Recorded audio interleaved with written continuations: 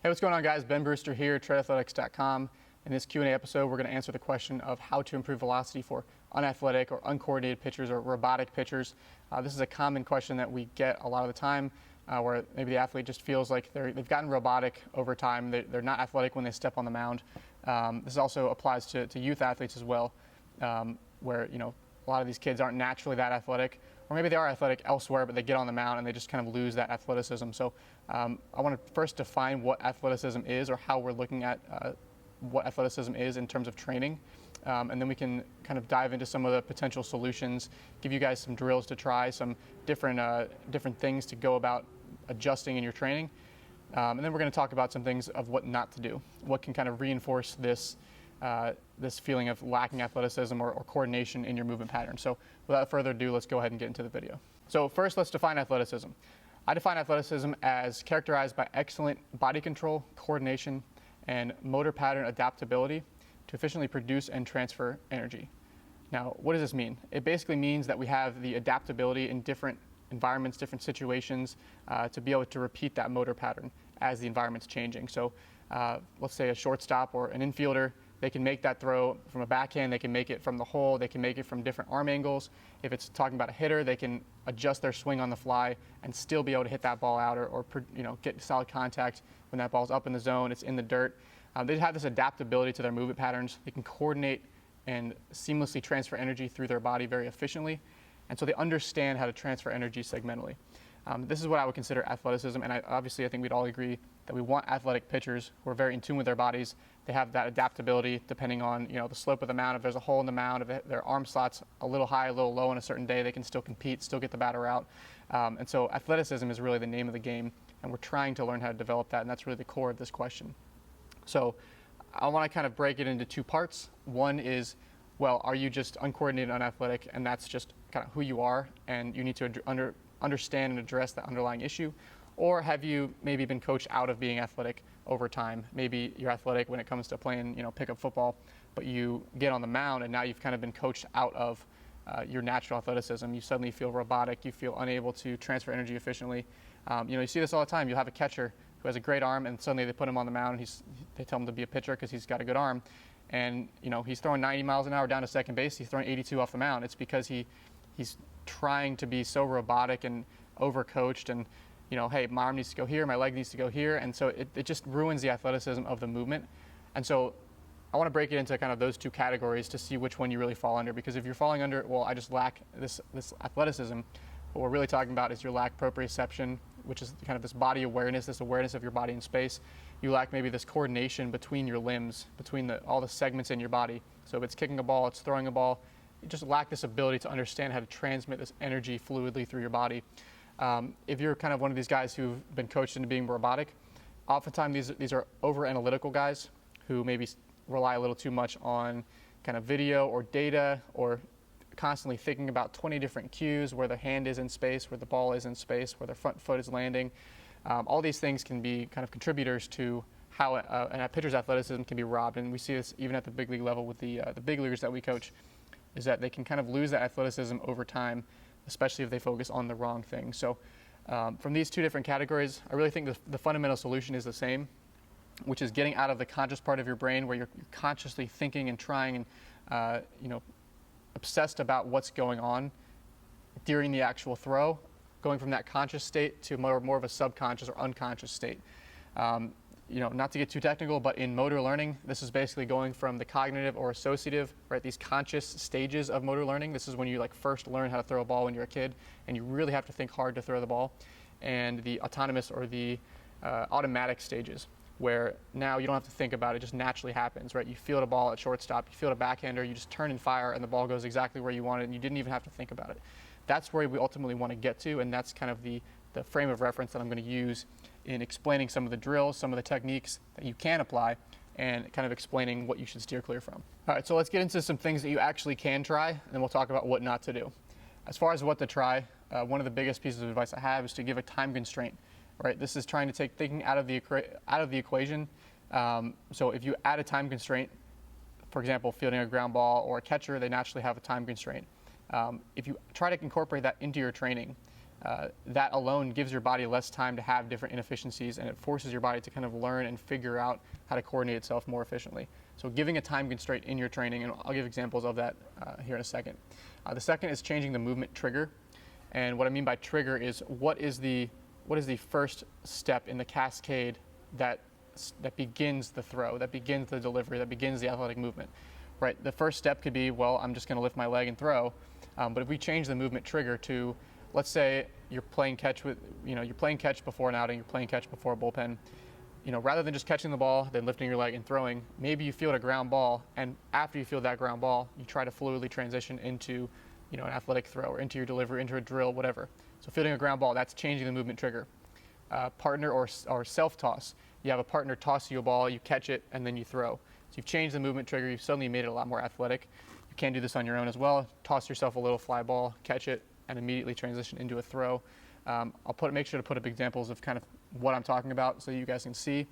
But again, changing the movement trigger. Having some sort of external signal. So let's say you're doing like a quick pick drill. Having your coach or your partner say go, or say, you don't start till I say go. And so then rather you having to consciously think about it, all you're doing is reacting. It's becoming much more reactive, much more subconscious.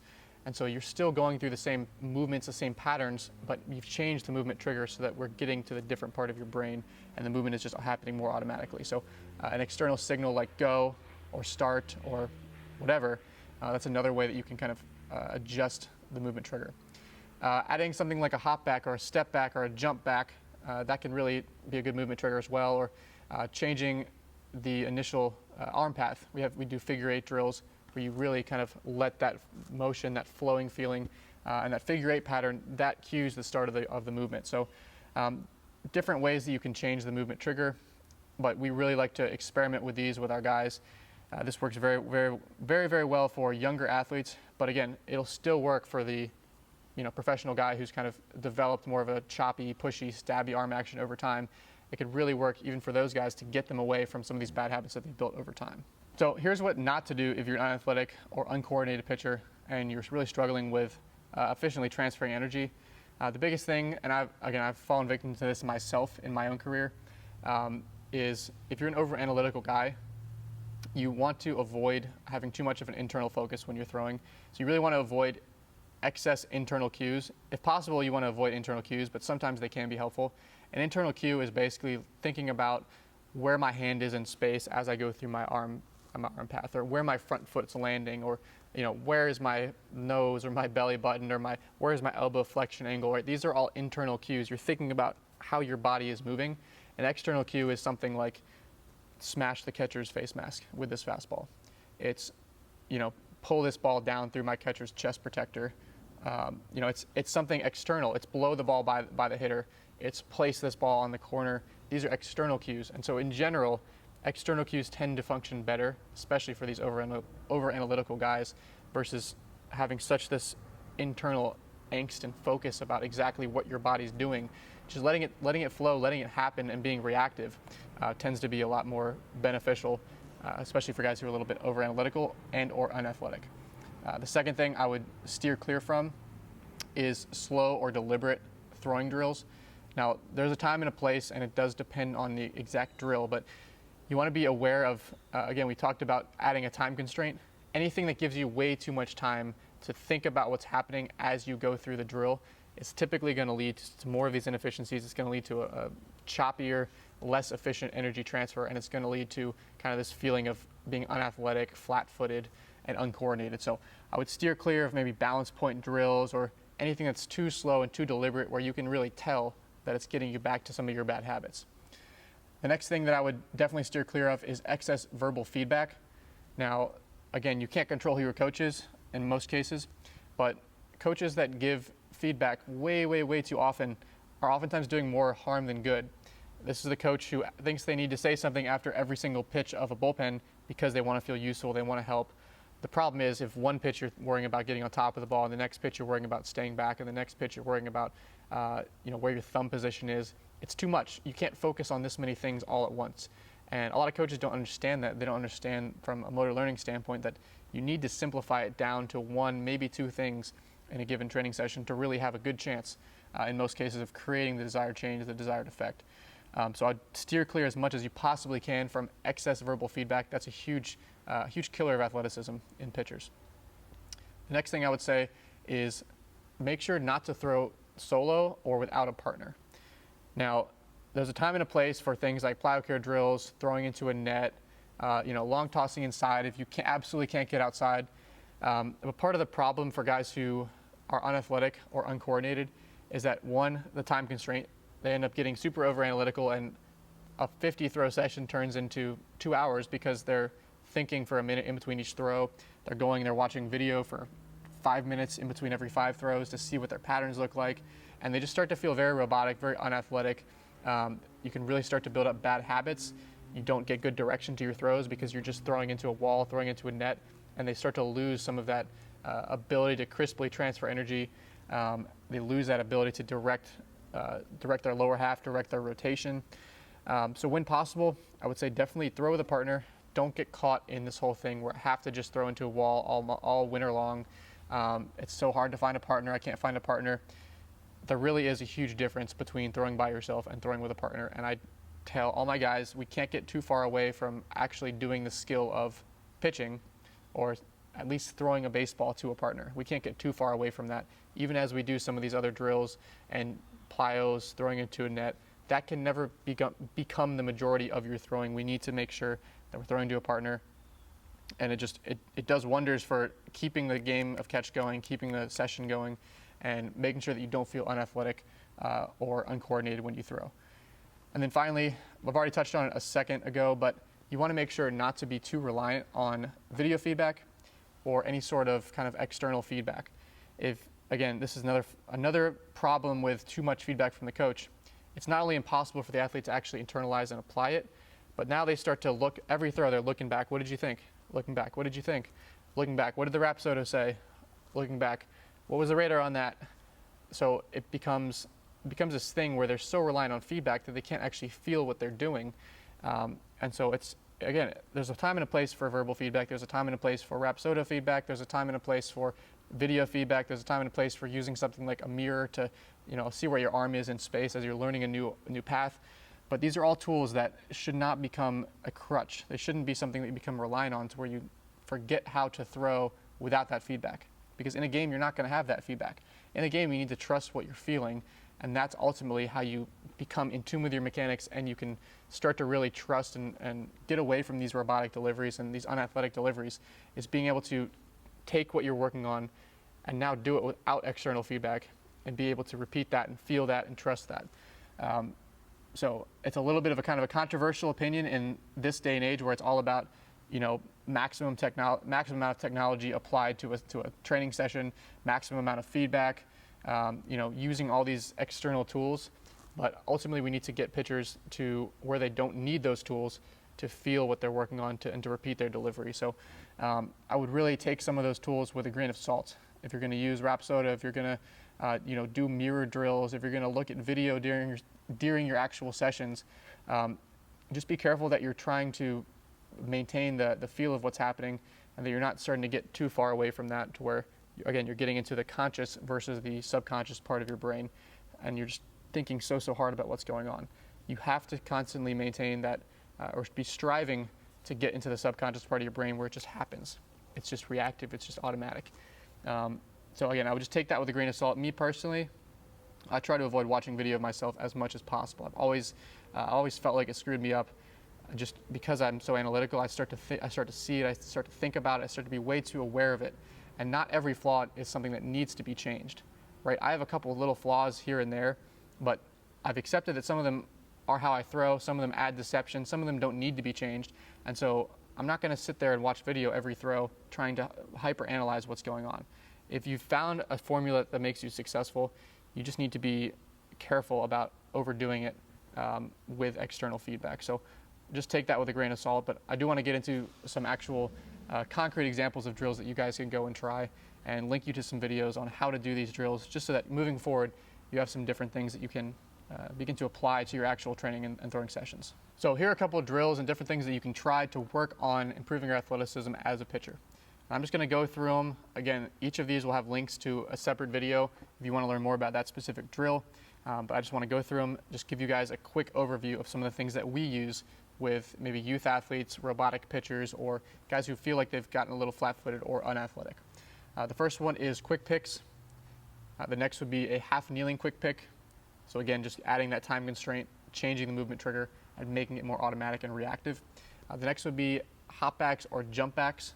Again, we've changed the movement trigger. We're trying to make it more automatic. Hop back pivot pickoff. So I'll make sure to overlay a normal pivot pickoff and compare that to the hop back. This is something I came up with just to make it feel a lot more dynamic, a lot more athletic. We've gotten great feedback, great results from that so far, from guys who had been doing pivot pickoffs and made the change to changing the movement trigger to a hop back pivot pickoff. Figure 8 rocker, so just changing the movement trigger from a normal rocker drill to getting some momentum going, getting that figure 8 infinity loop path that we talk about from the arm action going from the start. The Bauer drill, this is a great drill that Bauer came up with just to work on feeling that shift, that change of direction, getting into the backside and reversing that to unload the pelvis. Really like the dynamic nature of this. Again, it doesn't give you time to overthink what's going on, doesn't give you time not to feel that efficient energy transfer, that efficient weight transfer. The QB drill, we modified the QB drill a little bit so it's not a huge amount of shuffles back. It's just kind of like a one shuffle, turn, fire. But the QB drill is a good one, just to get your feet moving underneath you and feeling a little bit more athletic and less flat-footed.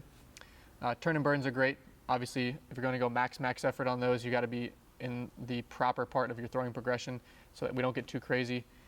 Definitely not recommending you do that, daily or anything like that. But turn and burns are a really good way just to get somebody feeling more athletic, feel that rotation, feel the feet moving underneath them, especially if they're struggling with kind of the normal curl hop footwork. A lot of times we'll play around with different footworks, 1 or 2 step shuffle, pull down, and then kind of playing with the turn and burns, and whatever gets the better numbers typically is a throw that connected the best for them, that they feel the most comfortable with. And so we usually kind of pick whichever footwork they feel the most comfortable with, using the numbers to provide some context. Core velocity belt, that can be useful as well, specifically when it comes to guys understanding how to transfer energy and use the center of the body, use the hips and the pelvis to actually transfer energy and move their center of mass down the mound. So a lot of guys who are feeling unathletic, it's because they don't understand how to move the center of their body. They don't have this good body awareness. And so the core velocity belt has some drills that we really like to build this hip proprioception. So definitely would check that out. You don't need a core velocity belt to do a lot of the drills, but I would definitely check out Lance's page and learn more about some of those drills. Medicine ball throws. So there's a ton of different medicine ball throws. I'll throw a couple of these up here on the video. But again, once you've kind of learned the basics of how to move the center of your body, how to move more athletically and feel that transfer of energy through your body, you can really reinforce that with medicine ball throws. Medicine ball shot puts, rotational slams, there's a number of different options that you can use. Any sort of proprioceptive or stability work. Again, some athletes just really lack body awareness, they lack single leg stability, and so we can address this athleticism issue from doing more core stability or single leg stability work to get them to have better body awareness. And so sometimes it's as simple as, usually you wouldn't just do an isolated proprioceptive drill like a single leg RDL or some sort of bear crawl or something isolated. You're trying to figure out how to take some of these generalized body awareness drills and move them into a more specific body awareness drill. So I think we can end on this, but if we just look at Marcus Stroman and his kind of warm-up, you see a lot of this stuff in action, a lot of this stuff in play. He has one of the most athletic warm-ups that I've ever seen, and it's not just the sequence of drills that he's doing, it's how he's doing them. His long toss isn't just a robotic crow hop, right? He's staying loose, he's staying free, he's staying easy, he's staying athletic, he's taking ground balls, he's throwing from different arm slots, he's coming to a balance point, and then he's still shifting his weight using the center of his body. He's letting the arm whip through. He's doing all these different throws, different drills, different angles, and he's just staying so loose and free and easy through all of them. You have to wonder, he's obviously an athletic guy already, but how much of that is because he's really trying to focus on that and reinforce that in his throwing, right? It's makes me wonder, some of these guys that come from infielder positions and they transfer to being a pitcher, right? There's a reason why some of these guys are so successful. There's a reason why Jacob deGrom is so successful and moves so athletically and so efficiently. And so how much of Stroman's success is because he continues to work on and reinforce his athleticism versus just trying to rely on the innate athleticism he already had? I don't have an answer to that question, but I am saying that it's potentially very valuable to make some of these adjustments to your training and try to get yourself away from these kind of robotic, slow, deliberate, conscious movements into a more automatic and subconscious type of training and throwing environment. So I'll end the video on that. Hopefully you guys took something away from this. Either way, make sure to reach out to us if you have any questions about the content on this video. If you haven't subscribed, make sure to subscribe. We're trying to get to 20,000 subscribers on YouTube by the end of the year, so we'd really appreciate it if you guys could help out with that. That being said, I'll see you guys in the next video.